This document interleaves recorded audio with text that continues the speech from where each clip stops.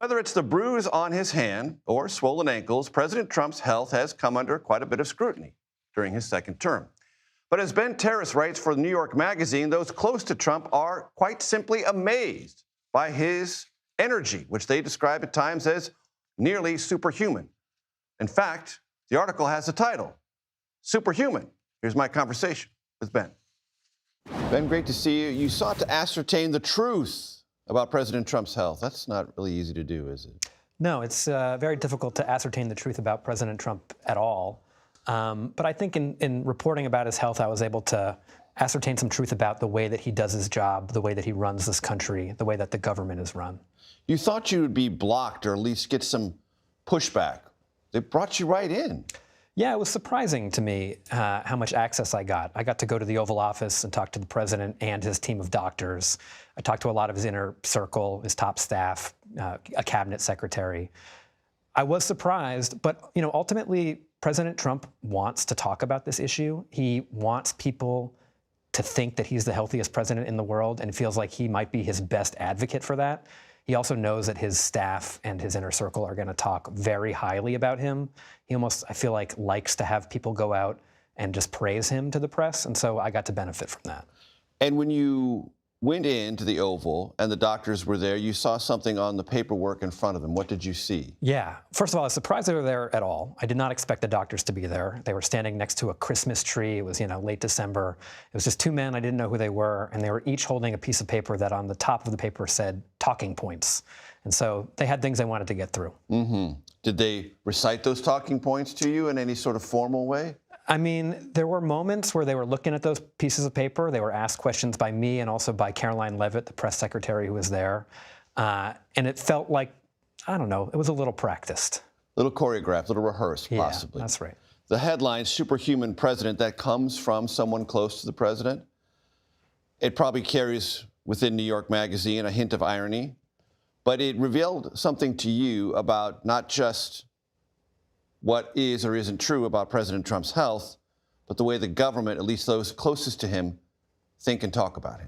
That's right. So that quote came from Stephen Miller, one of the top aides to President Trump. He told me if I was going to be serious and accurate in my reporting, that the only meaning if you were, if I was, the only fair headline would be that he's a superhuman president, that he can outwork and outlast his young staff, that he has powers that no mortals have, I believe is what Stephen Miller told me. And this was, one of many conversations that went this way. I've described it to people as kind of feeling like I was sitting through a series of plays that were put on just for me by Trump's inner circle. Everybody there had a bit part to play, and their role was basically to talk up the president, to make him sound like he was more powerful than any mortal they'd ever worked for before. And it really kind of showed the way that Trump maintains control over his team. Had a kind of North Korean feel to you. Yeah, a lot of dear leader phraseology and like this larger than life presence. That's right. Living amongst us. Okay. Things are talked about this president on social media. Swollen ankles, bruising on his hand, and what people have witnessed with their own eyes, occasional nodding off. Address those. So the swollen cankles, as they've been referred to me and others. Sure, the president loves that. He loves to have people talking about his cankles, for sure. That's a result of a circulatory issue. They've been pretty upfront about that. I think they had to be after people saw with their own eyes that the president's ankles were swollen. I mean, you could really see it. It was like the Michelin Man. Basically, he needs to walk more to keep that under control. In my reporting, somebody told me that after he was told that walking more would help, he asked if there was anything else he could do instead. Instead of walking. Instead of walking, which seems like a pretty low bar, but he's very anti-exercise. He's told people in the past that he believes the human body is like a battery. It has a finite amount of energy. Right. Walking, I don't know, gets rid of some of that energy, and he wants to keep it. Right. Don't unnecessarily deplete those batteries. That's right. He does play golf, but he takes the cart. The bruising on his hand, according to him and his doctors, has a lot to do with the fact that he takes way too much aspirin. He says he wants thin blood at his age, not thick blood, thin blood.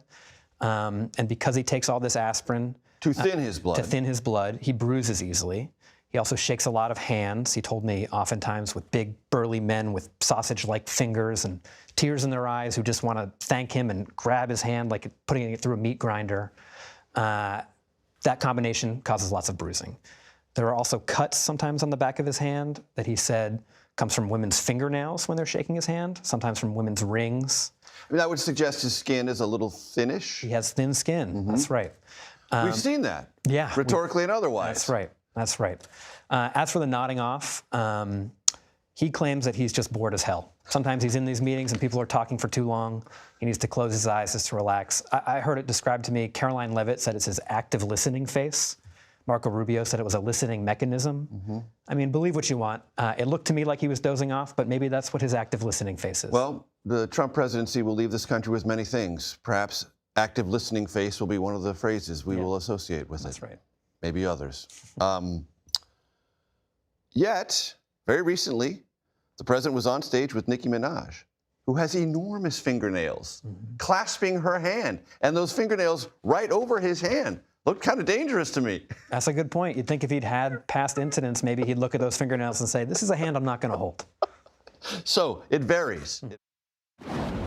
You can listen to my full conversation with the great Ben Terris on your favorite podcast platform.